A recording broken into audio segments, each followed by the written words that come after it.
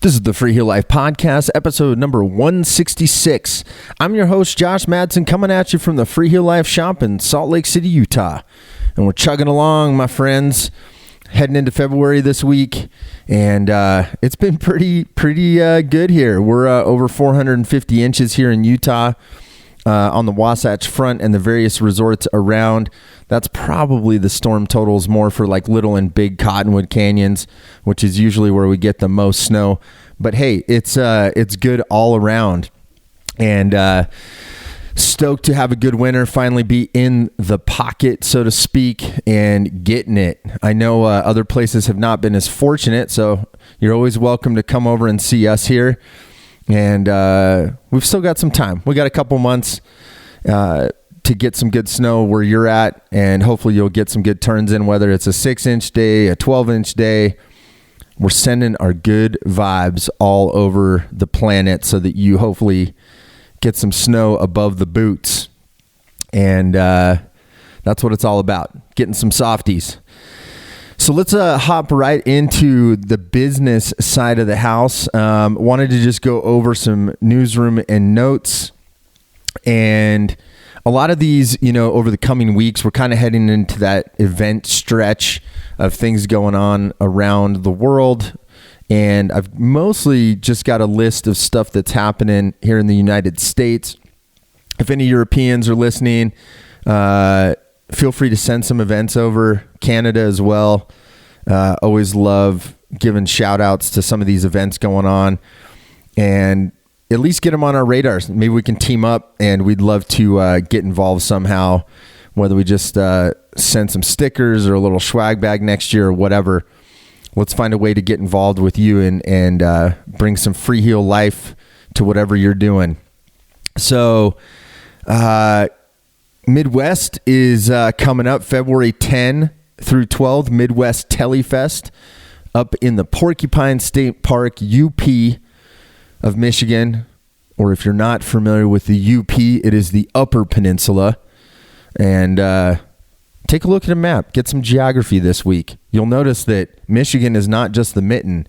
There's this whole other mysterious little zone high up there on the lakes where there's lots of snow. So be sure to check that out, Midwest Telefest. We're going to have Freeheel Life demos there with our good buddy Keith Opperman. And there's just an amazing group of people from Duluth, Minnesota, over through Wisconsin, Michiganders. Everyone's heading up there, and it's a good old time. So be sure to check that out. Moving over to the East Coast in Bromley, February 26 and 27, we've got the 36th annual Corey Anderson Telemark Festival. Another fine, long-running event with a lot of tradition and a lot of history. So be sure to mark your calendars if you're an East Coast person, and head over to Vermont for some good turns. And then it's on, everybody. I put out the logo and a little sort of press snippet on our Facebook page. If you are not on Facebook and you want more information that you can share, maybe for a flyer or with your resort or whatever, on your own Facebook page or website or whatever. I guess I just said if you're not on Facebook. But you can hit me up, podcast@freeheellife.com. I've been corresponding with a bunch of folks via email, sending them logos, tweaking a couple things just to help them out with their local resorts and whatnot. So Saturday, March 4th, World Telemark Day. It's the 9th annual. Get on it. Colorado Telemark skiers. Telecolo is going to be forming a little group at Eldora Mountain Resort for World Telemark Day. They've always got some fun shenanigans going on. That's definitely going to be one of the spots to be if you want to gather with a group, maybe go to a new place. And that's a good, Eldora is a good spot for front range folks that maybe don't want to do that I-70 corridor drive to get up to Summit County or Vail. Yeah, if you know, that's a rough drive these days. And I mentioned Hoodoo Ski Resort in Oregon. Our buddy Jarl Berg will be in that zone skiing. He's always at Hoodoo, and that's a week before his Viking Fest. So maybe you can make a 2-weekend thing out of it and they've got a good parking lot scene there. Like a lot of the PNW, love that. So be sure to do that. And if you got another meetup, I would love to hear about it. The last one I mentioned last week, Ski Sawmill, that was a new one I hadn't heard of in northern Pennsylvania. Eric's going to be there. I'm just giving first names, Eric. So you're just going to look for a tele guy named Eric. If you meet up with Eric at Ski Sawmill, let me know, because I would love to hear some connections that maybe someone just heard the podcast and you didn't know each other. So be sure to email me, podcast@freeheellife.com. Let me know what your meetup zone is for World Telemark Day, the 9th annual on March 4th, and I will share it, and share it. So today's topic, over the past few years, we've been seeing quite an increase in both customers and other people on our various channels in search of the most lightweight ski boot and binding for telemark skiing. This has been sort of a hot topic, and honestly, this is we need to do some videos for the YouTube channel. I thought I'd take a stab at it today on the podcast because I feel like we're finally getting a little more current with the content we want to be putting out and we've talked about for a while. The list just goes on and on. Thanks to all of you listeners and people that watch our videos and everything else. The potential content list is massive. I mean, I'm always cutting and pasting off of the internet and kind of keeping a running list of stuff. But this has been one not only I think that people are asking about, but it's something that we're just seeing constantly.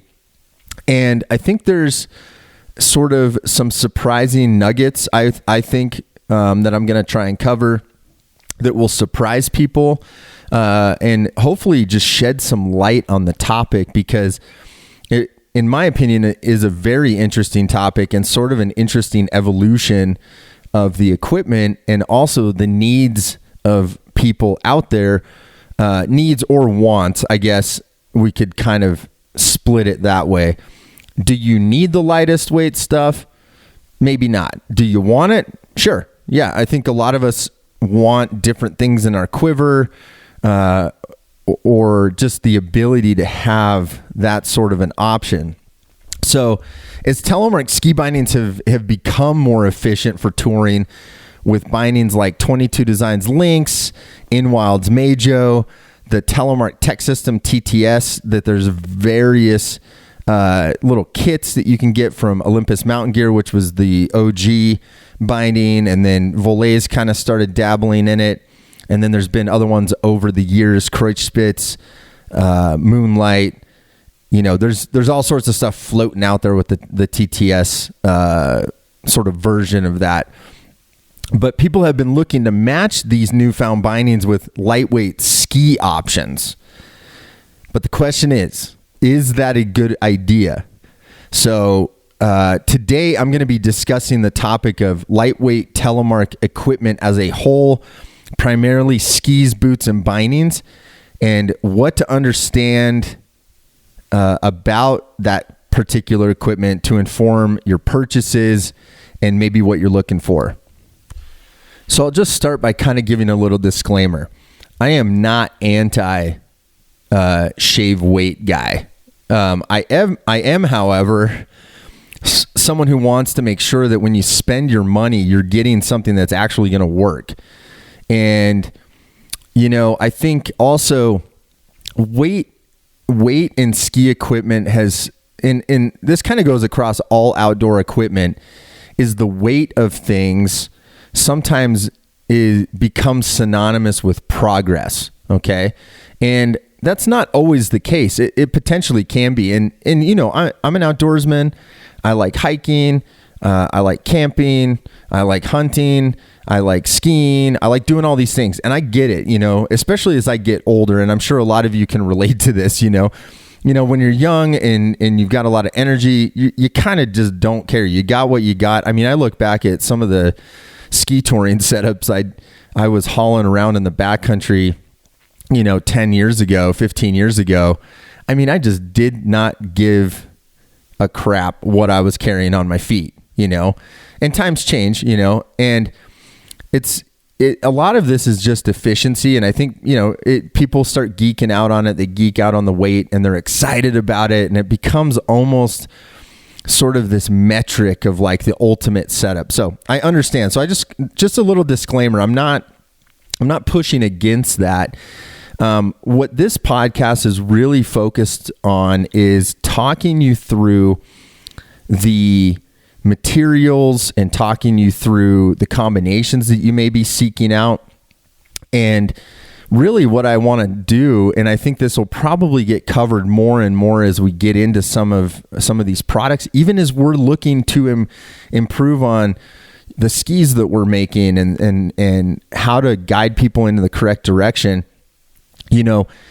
Having a lightweight option is great because especially if you're doing big days, hut trips, a lot of vertical, shaving weight is an important thing, but I don't want you to compromise the situation that you're in because you end up with broken equipment or, you end up in a bad situation because, you're far away and you got this ski that snapped in half or the binding completely exploded and whatnot. So overarching theme is as we search for progress in terms of weight, specifically, what kind of things do we want to be looking for?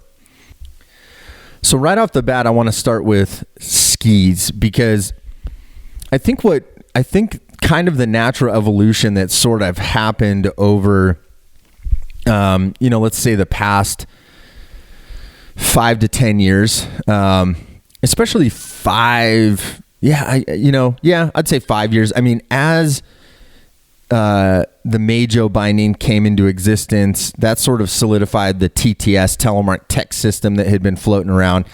And then you get the LYNX binding. So this 2-pin technology in the bindings, I think all of a sudden started making people look at skis. Where else could they possibly shave weight?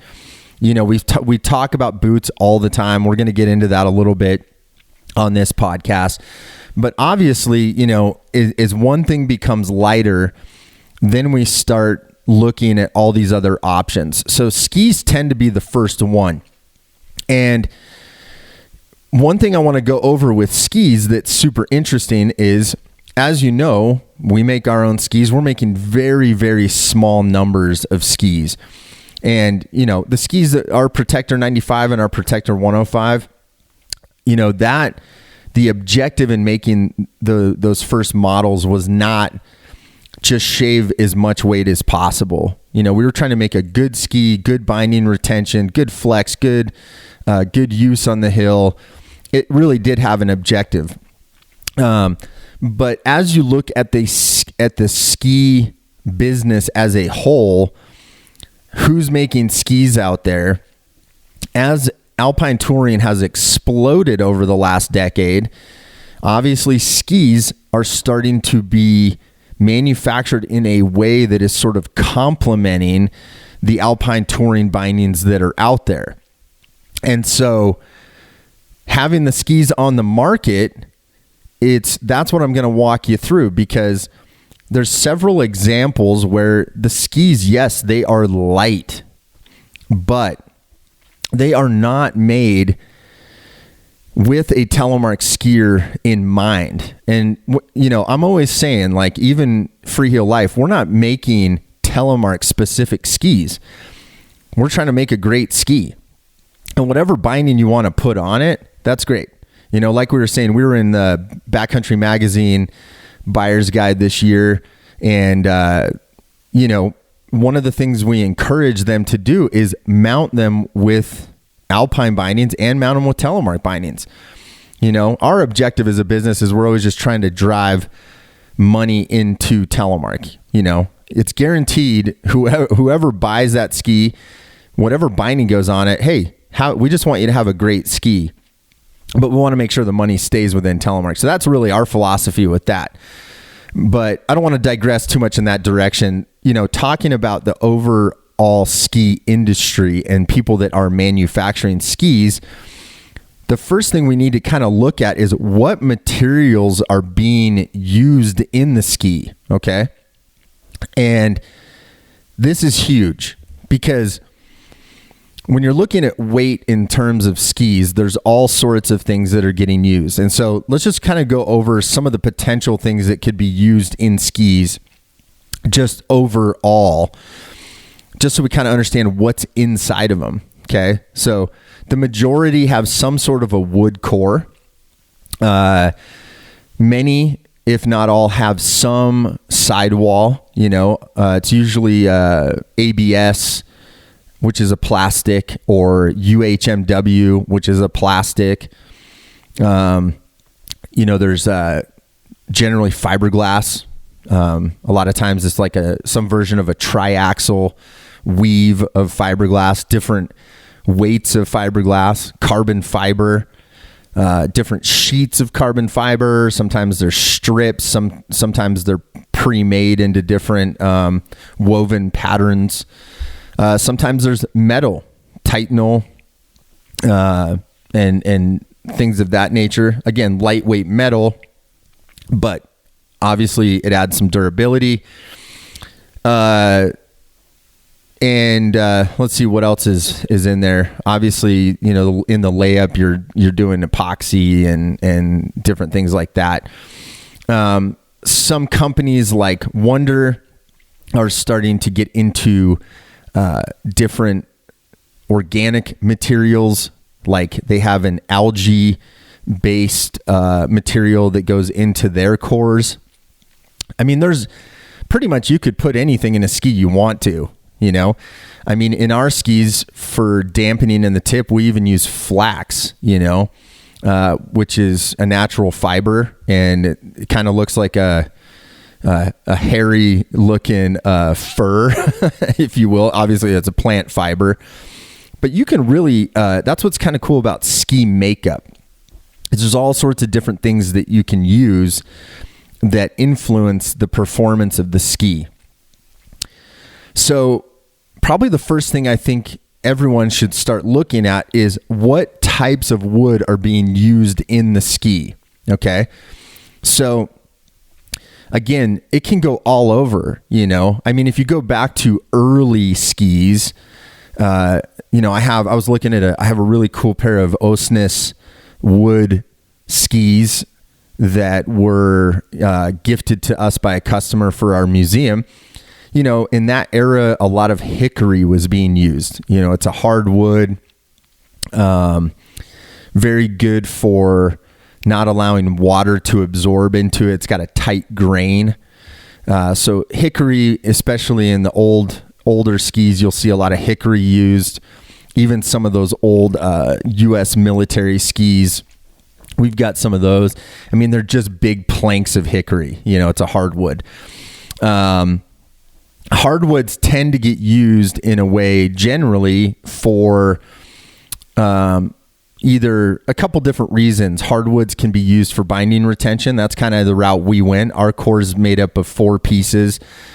The center 2 stringers, as we call them, are 2 pieces of ash.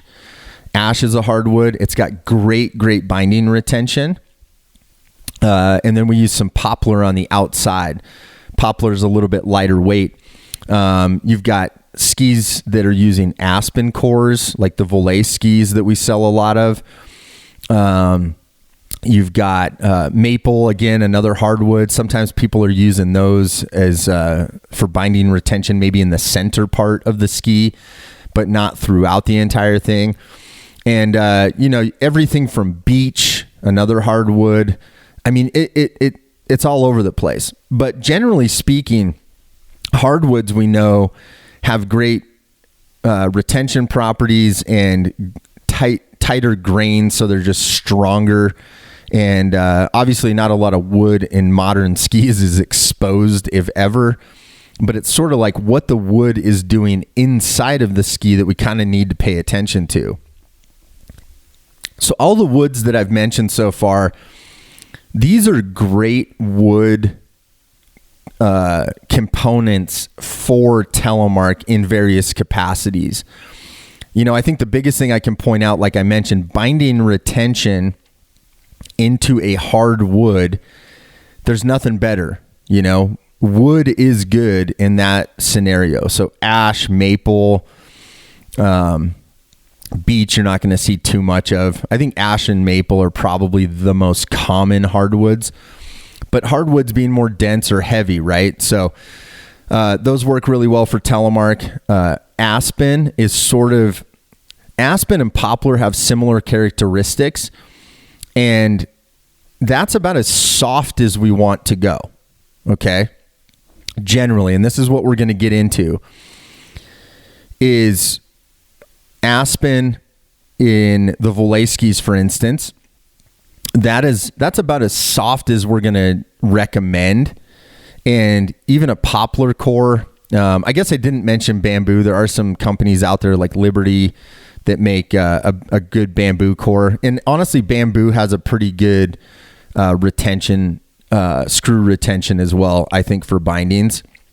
But the woods that we want to avoid that are very, very important are, I'm going to name 3 specific ones that you want to keep an eye out for when selecting a ski that you're not really sure of, but maybe you're in search of a lighter weight ski. These are probably the 3 most common that you're going to come across. So the first wood is Paulownia. Okay. Very, very lightweight. The second is Karuba. And the third, which is not as common, but similar to Paulownia, is Balsa. Okay. So a lot of times people aren't familiar with Paulownia or Karuba, but, I might say Balsa, and, any of the old timers out there, you might be thinking, oh, balsa wood planes. I mean, I know I had those when I was a kid. It's like a little airplane that you'd make out of balsa wood, and because you could fly it, it was a light enough wood that you could put these things together and throw, and it would, it had enough lift to actually make it fly. So anyone who knows what balsa wood is, it's very lightweight. So if that's a good gauge for you to mentally understand all this, Paulownia and Karuba and balsa, they're kind of in this same vein of very lightweight wood. Okay. So those are the 3 that we want to kind of look out for. If a ski has that, and Paulownia is a very popular one in a lot of these touring skis, we want to make sure that we're honestly, you need to avoid those. And there's a couple reasons for that. So it's not a strong wood. Okay. And even aside from the binding retention, you got to look at what type of skiing you're doing. If you're really, really getting aggressive, I've even seen where Paulownia has cracked horizontally on the ski, like more in the shovel area, not even just by the binding. But there's just it's lightweight. It's not durable in the same way that you may be used to on a ski that's using a harder wood. Okay. So those are the first red flags. As a Telemark skier, again, this is a Telemark podcast, so I'm specifically talking to Telemark skiers. If you find a ski that's got Paulownia, Karuba, and or balsa, you got to start kind of looking at the overall picture of what's going on. Is this ski really going to work for what I'm trying to use it for as a Telemark skier? I've got a lightweight binding. I might have even tricked out a boot, and it's a little bit lighter weight. But you get this ski and you're so excited you found this lightweight ski. Man, you really shaved all the weight off your foot. And that's where I want you to put the first red flag up and sort of look at this objectively, if it's going to perform the way you want it to. Because 9 times out of 10, that's sort of even a lucky number. I'd say almost 10 out of 10 times, if you're putting Telemark force on these lightweight woods, it is highly likely, if not certain, that you're going to pull out, okay? Or you're going to delaminate the ski. So there's 2 things that I want to touch a little bit on the Polonia, let's just talk about like a Polonia wood core ski. One of the things that's really interesting about it is and when I talked about the horizontal cracking, I mean, that's not as common, right? Like most skis aren't just going to snap in half. But what we are seeing a lot of is either full pull-outs, tear-outs of the binding. So if you don't know what I mean by that, I'm saying the screw retention on the toe piece of the binding has a high likelihood of pulling out of the ski, literally coming out. No matter how good the mount is, it's going to tear out. The forces of those skis, they weren't intended to have a Telemark turn happening on them. We're putting a lot more force on the toe of a binding than an alpine skier would, because there is no force on the toe in the same way. We're not, an alpine skier is not dropping a knee and increasing the force on the front part of the binding. So generally what happens is, a very typical situation is the back two screws of any binding mounting pattern. That's usually what's going to go first. Okay. So if you can imagine, like, let me use, let's use like a 75 millimeter binding. Two examples. Like, let's take a Volley switchback. It's a 4-hole mounting pattern. And so you've got 2 screws in the front of the binding, 2 in the back. And it's a good mounting pattern. It's solid on most skis. But if you put it on a Polonia core ski, it's likely that over time, as someone's dropping a knee on it constantly, the back 2 screws are going to start to loosen and eventually pull out. And that generally makes the front 2 come with it. And then you're sitting on the hill with a binding on your foot with no ski attached to it. Okay. So hopefully you're following me on that. The second thing that we're seeing a lot of times is almost an accordion effect, where the binding is, mounted great, the way we do all our binding mounts, for instance, is, we're using a 2-part, quick set epoxy in those screw holes. And we've actually seen underfoot people come in and, more times than not, it's these types of constructions, Polonia, Karuba, Balsa. The top sheet is still holding to the mount, and the entire underfoot part of the ski has delaminated almost in an accordion fashion, where the top sheet might even be holding the screws of the binding still, but it's completely detached from the interior of the core. Okay. That's a problem. I mean, once that happens, the ski's done. There's no way to repair that. Okay. So that's kind of where we're going with this, is as you choose a lightweight ski and look at what wood is being used in the core, you need to understand that the ski was not intended for a Telemark skier. It was not engineered in a way where the binding retention for specifically a Telemark binding was taken into consideration. It was meant for someone who had their toe fixed and their heel fixed, and that type of motion isn't happening. So that's why you're not out seeing a bunch of alpine skiers bitching and moaning about delaminating their Polonia skis from their binding mount. Okay. So hopefully that paints a clear picture of the types of woods to avoid, and then why you're avoiding them because of the binding retention issue. So I'm sure someone out there is probably saying, yeah, Polonia skis, but guess what? My Polonia skis have a metal top sheet. I'm good to go. I've got a Titanal top sheet, or whatever construction has been made to, appear to add durability to that zone that we're talking about has issues with a Telemark binding. So let's discuss this a little bit. if you have metal in a Polonia ski, is that going to change the issue that I'm discussing? And the answer is no. Okay. Just because you have a metal top sheet does not solve the issue that we're discussing about the wood. Okay.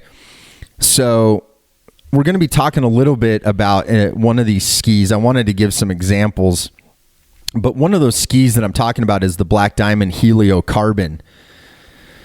Polonia, it's got an engineered Polonia core. It does have a Titanal top sheet on it. Okay. This is not going to solve your problems. If anything, it's probably going to be that latter example I used where the screws that go into the binding might actually delaminate the ski from that core. Okay. So even though you've got that Titanal layer on top of the wood isn't going to hold the screw in there. Okay. And so what may happen is the top sheet and the Titanal may hold to the screw, but then it actually delaminates the ski underfoot and completely separates the wood from those other materials that we're talking about. We don't want that either. So definitely don't think that just because it's got a Titanal top sheet or some sort of metal in there on top of the Polonia, the Karuba, that's going to solve your problem, because it's not. Another example that's come up a lot is this idea that if you put quiver killers or binding freedom, or like In Wild has their inserts, which is basically a quiver killer. These are called inserts. That's sort of the general name for them. And if you can imagine, we do this a lot at Freeheel Life. People like maybe to insert a second pair of skis. They don't want to buy a second pair of bindings. But on a lot of models of bindings, it's easy to swap one binding to another ski easily. And so you drill out a little bit bigger hole than a normal binding mount. And then there's a threaded insert that has a bottom on it. It's not to be clear, it's not a heliocoil, which is sort of a repair tool that gets used many times incorrectly. We don't even use heliocoils to solve binding tear outs, just so you know. And that's probably a whole nother episode. But inserts are a good way to create sort of that situation where you want to swap ski to ski.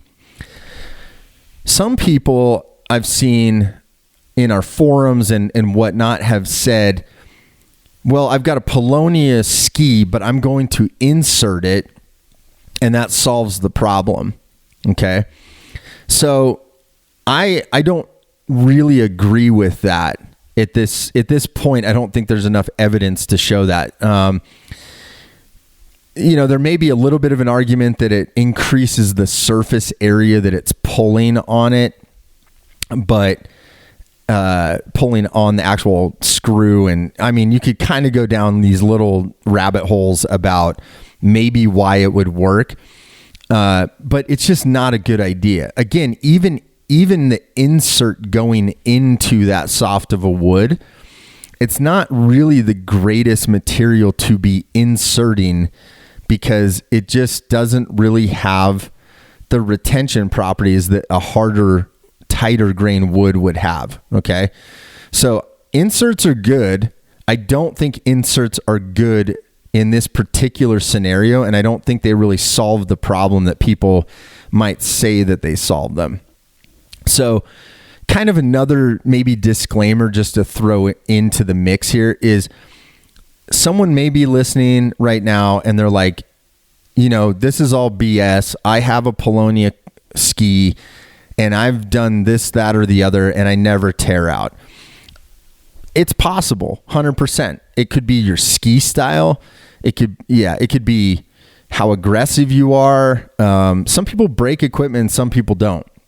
But I would say this is the overarching theme, and that's kind of what I'm trying to present here as sort of a warning about what you're getting into, and also not tricking yourself into thinking that this is a solution that works for everyone. If you want to take the risk on your own, I'm all about it. If you're like, yep, I know it works. I'm going to do it. You're going to do it. But this is sort of to the general populace, about these types of woods and how they interact with a Telemark binding. So on that note, even if you maybe listened to this whole section of podcasts up to this point, and you're just like, yeah, I don't know, I still really just want this lightweight ski. Okay. Totally your prerogative. I'm all about it. You got to make your own choices. But this is sort of the final piece I wanted to share specifically about the skis, which is the warranty issue side of this. And if you go shopping for these skis, and I've got 3 examples I want to give you of skis that are on the market currently that tend to fit in this category, that customers are constantly looking at and a lot of times purchasing, not knowing all of the before mentioned items. Okay. So, and these 3 that I'm going to give examples of actually have stated on their website that the warranty is void when you mount Telemark. Okay. So even if all of the explanations that I gave prior, you're not buying it, the next thing to know is if you get it and it doesn't work and all this other stuff, you're not going to get your money back. That's what we're trying to get across here is even though many of these ski companies, you as a Telemark skier that's maybe been a Telemark skier for 30 or 40 years and you're convinced that these companies are somehow focused on Telemark skiing, I'm here to tell you that is not true. That is incorrect. They were once backcountry companies, if anything, that were focused on Telemark during a time when backcountry skiing was growing through Telemark as a boot and binding option. Okay. But that's not where we're at in 2023. So this is very important to know. So the first example in the warranty issue is the Volet Hyper series. Okay. Not to be confused with all Volet skis, because all of the Volet skis that we have successfully sold over the years are built with an aspen core. Okay. And like I said earlier, aspen is about as soft as we probably want to go. Poplar and aspen. Now, that doesn't totally mean that everything underfoot that's getting mounted is totally geared towards a Telemark skier. So one of the examples I'm just going to throw in here before I give the warranty stuff is Volet, for instance, on the aspen skis actually does have a little bit of a reinforcement. I don't know if I want to say plate. It's not really a plate, but maybe a little extra zone for mounting. I think it's a little bit of extra material, maybe fiberglass or something along those lines to help with the binding retention. But a binding that doesn't totally work on is In Wild's Meidjo. And I'll tell you why, because the binding reinforcement zones are 2 pieces that are specifically set in a place where off the recommended mounting point, it's for the toe piece and the heel piece of an AT touring binding, okay? Which works well for all bindings except the Meidjo.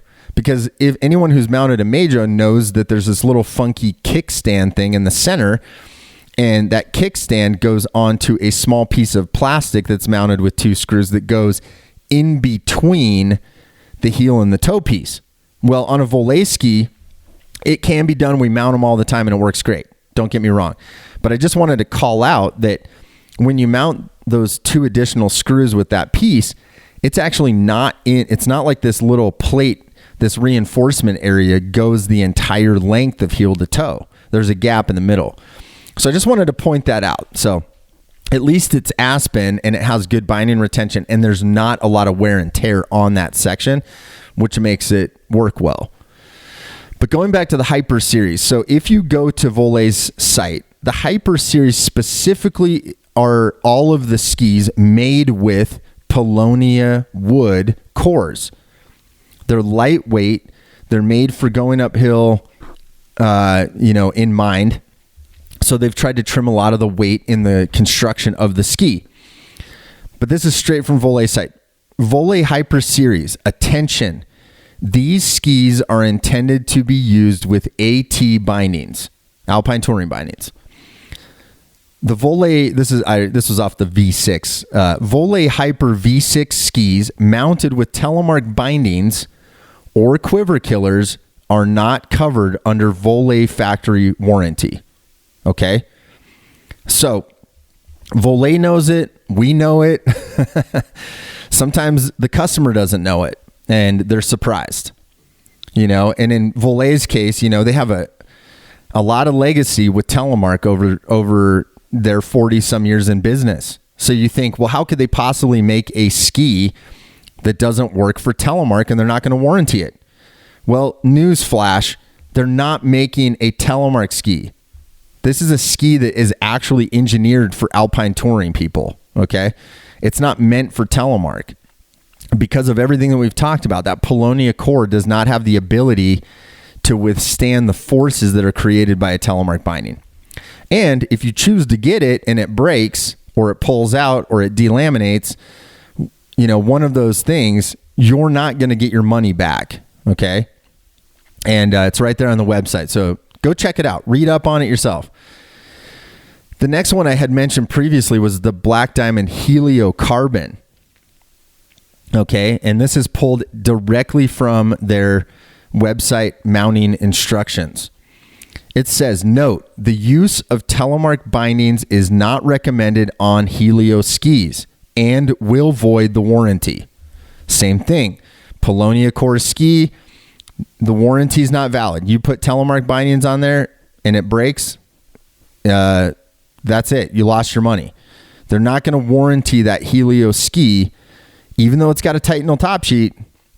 It's probably going to delaminate and you're probably going to lose your money. So you just have to look at how much risk you're willing to take with the dollars you're spending. Like I said, could it work? Maybe. All depends on so many different factors of how you ski and how much you ski and all that. But the warranty is not covered on that ski either. Then another one that we often see, especially in the last couple of years as the popularity has increased, is Black Crows. Black Crows in their Freebird line, which again is focused on touring. Specifically, we're looking at Polonia core skis as well. And they also void the warranty if you mount them with Telemark bindings. So there's 3 examples just specifically on the skis about what's going to happen if you decide not to listen to any of the advice here and you mount it and you don't heed their warnings.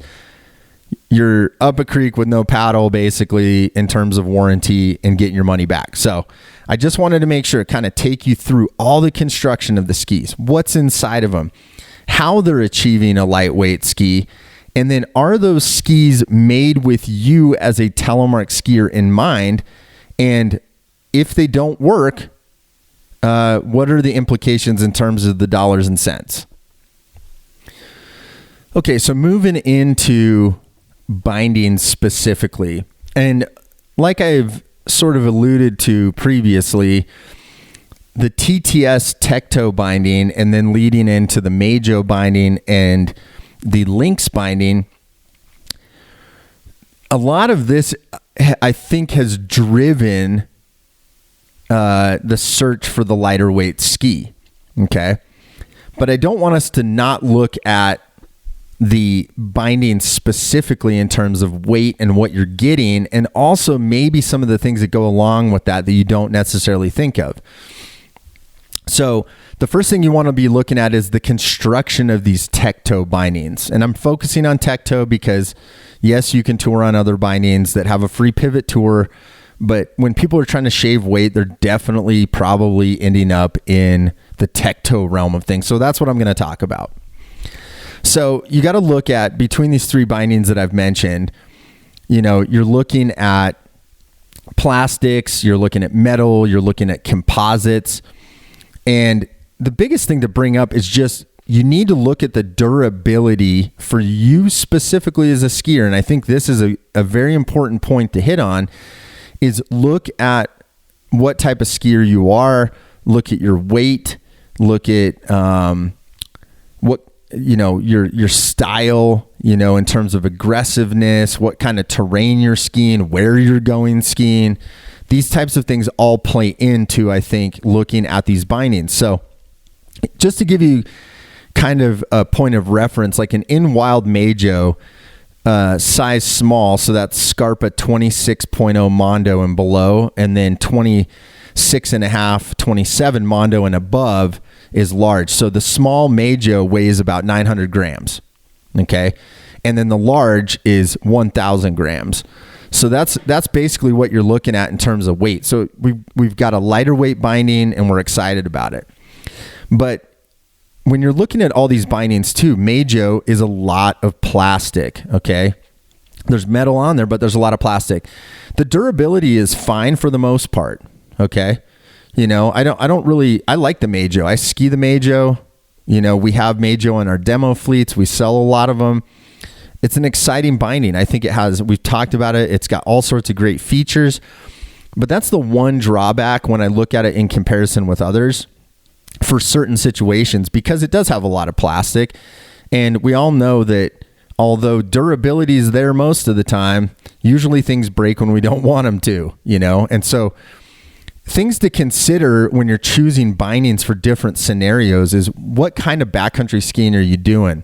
How deep in the backcountry are you going? How far away are you from a base camp, a home, a car, somewhere where you can get parts to fix it? And then, as things, if something does go wrong, how many parts are there to fix? What are you carrying in your backcountry kit, etc.? So, in terms of these bindings, kind of jumping from Meidjo over to LYNX, LYNX is a little simpler. It's sort of got a lot of more very 22 designs, industrial design.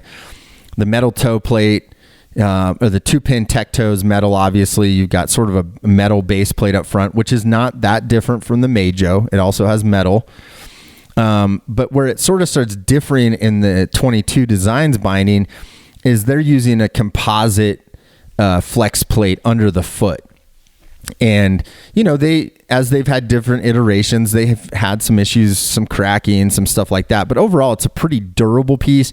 It's a big piece. If it fails, it's an easy piece to carry and replace. And so that's a good thing too. The TTS of all the tech toe bindings, although it's not true NTN, it kind of fits in this category. It is incredibly simple. All of the variations that are on the market, you basically have your toe piece mounted, your tech toe mounted, and then you have basically a Volet hardwire system that goes around the back of your boot. It's a lot of, it's very few parts. Okay. So if something were to break, there's just not a lot to break. So part of why I was bringing up like breakage in the backcountry, which is, generally where a lot of these lightweight setups are going to go, is just, you got to know how, if something goes wrong, how are you going to fix it? Okay. What parts do you need? And what kind of materials are getting used in the bindings? So I'm not going to go too much deeper on that. I just sort of wanted to give you food for thought. There's not a huge selection of what you're going to go with, but take into account all of the factors I'm talking about in terms of how you ski, how much you break things. Is it a binding that's going to produce the type of skiing you want? But more importantly, if you're really, really deep in the backcountry, the simplicity factor of being able to solve a problem when something breaks is very, very important. And so I think this is one, I can't just give you an exact answer. I think you need to sort of walk through it yourself and kind of figure out, okay, I'm looking to shave weight in the binding department. I'm going to look at the materials and I'm going to cross-reference the materials, the breakage potential, if something catastrophic happened, and maybe where I'm going, and sort of combine all those into the decision that you're going to make. All great bindings, love them all, ski them, and all of them have great attributes. You're just going to need to kind of make a decision about which is best for you. All right, so we're to part number 3 of this, which is the boots. And we talk about boots over and over and over again. On all of our media platforms, we're always talking about boots. Is there a new boot? We need a more lightweight boot. That is its own topic of discussion. You know, we just put out another Dosty's View. He's talking about boots again, you know, if you're on our YouTube channel.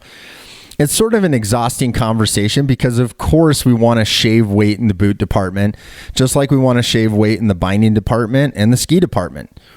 Because the overall setup is really what we're trying to, you know, how much weight do we have on each foot as we're hauling it up the mountain? That's what we're trying to look at. And this is what this conversation is all about. But I wanted to just talk about, you know, NTN boots. They've given us access to the 2-pin NTN tech toe technology. Okay. That's a tongue twister. 2-pin NTN tech toe technology. There you go.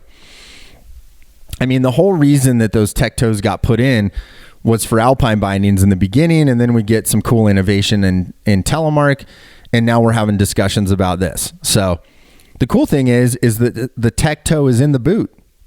And, you know, primarily in the Scarpa boot, which is what we deal with almost exclusively, the TX Pro is the boot that is the most popular across the board. You know, we've talked a little bit about boot modifications across the various channels. You know, there are potential situations where you can take like an out of production Scarpa F1 or a Scarpa F3. These were alpine touring boots that had a bellow that kind of works for Telemark, but doesn't have the second heel connection. So, you know, that was what they were using in the early TTS, Telemark Tech System,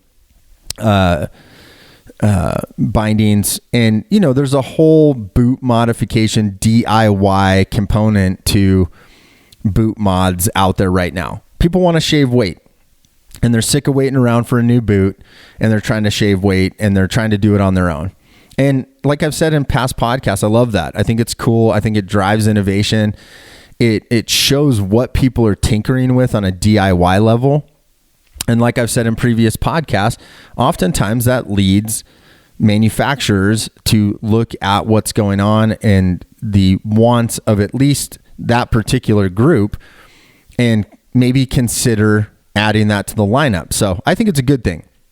But just out of the box boots, what we're really talking about at Freeheel Life is we're talking TX Pro, you know, and that goes for the Outlaw guy, and it also goes for the Meidjo, the LYNX and the TTS stuff, because you have the tech toe ability. Okay. So I just want to kind of put it in perspective where we're at with that particular boot. The NTN boot weight of a 27.0 Mondo boot, which is like a 9, right? It's like a men's 9 in the US. The weight is 1,708 grams. That equals 3 pounds and 12 ounces. This is per boot, okay? So just as a comparison to a similar boot in the AT world is the Mistrale XT. We've got a boot that is 1,490 grams, or converted is 3 pounds, 4.6 ounces. That's the same size boot, a 27.0 Mondo single boot. So we're talking a difference of 7.4 ounces. It equals 0.46 pounds. All right, so we're looking like half a pound per foot on the boot. I know all of us would like to get rid of that half pound. You know, all the lightweight folks were like, why can't Scarpa just make us a boot and we get a lightweight boot and I'm carrying, 1 pound less of equipment. I get it. It's 1 pound. It's 1 pound. Okay. I just wanted to put it into perspective that this is where we're at. This is the boot that we have right now. And we're going to have it probably for the next couple years. In my opinion, the Scarpa TX Pro is the best all-around boot at this point. It fits the majority of people's styles. It's generally a good fit for the majority of people. And sure, having more variety is always a good thing. I think that's a necessary thing, but I'm just telling you what I'm seeing. I'm just telling you what people are doing. And it's less of a commercial for it than it is just, this is just kind of how it is. This is what people are using. Okay. So I thought it'd be fun just to give you a couple examples of what weighs approximately 7.4 ounces. Okay. I'm going to give you 4 examples just as kind of a closing thought. Is what other things that you can reference in your world that equal that extra weight on the boot. So number 1 cup of granulated sugar equals 7.4 ounces. Number 2, a single softball also weighs 7.4 ounces. So you can imagine holding that softball in your hand, the weight of that softball, that's what you're carrying on your foot. Number 3, this is my favorite. An adult hamster is 7.4 ounces. So when you're moaning on the skin track about how heavy your boots are, just remember it's only 1 adult hamster on that foot. And last but not least, number 4 cinnamon Pop-Tarts, 7.4 ounces.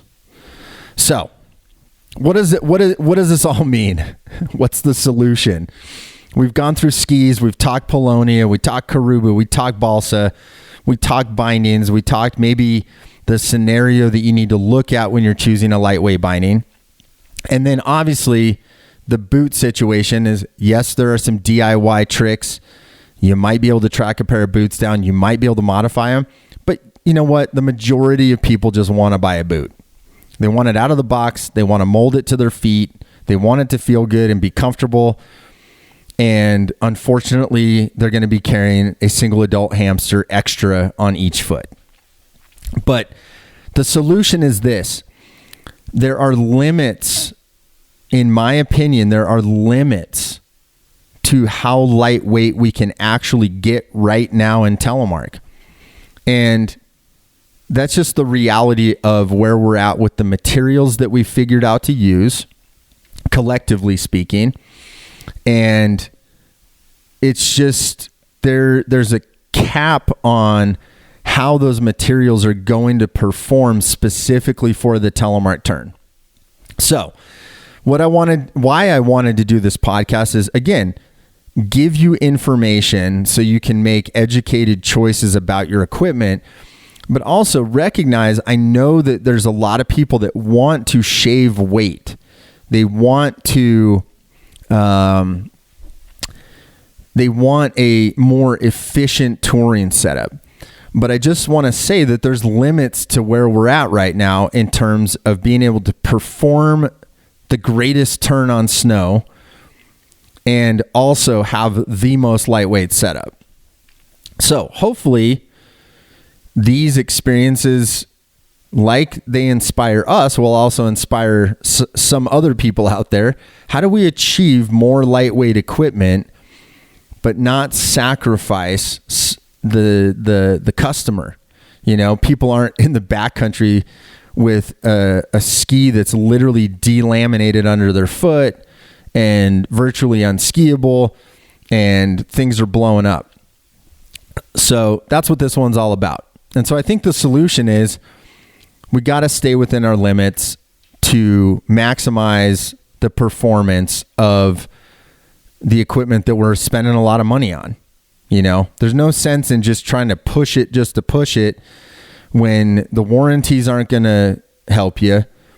And frankly, the ski equipment's not going to help you either. And that's kind of my hope and desire with this whole thing, is that it sheds some light on this topic. And hopefully we can solve some of these problems in the future. That is what's cool about innovation, is innovation comes from problem solving, you know, and this is, although I think a smaller category of the overall market, having considerably more lightweight equipment that actually works for Telemark would be cool. So hopefully we'll see that in the future.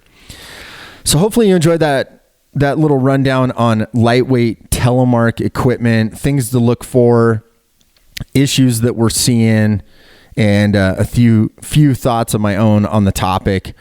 Always love being here and want to make sure you stay up with us. So be sure to sign up for the mailing list that we put out a couple times a week only to you. We don't sell your email to anybody else.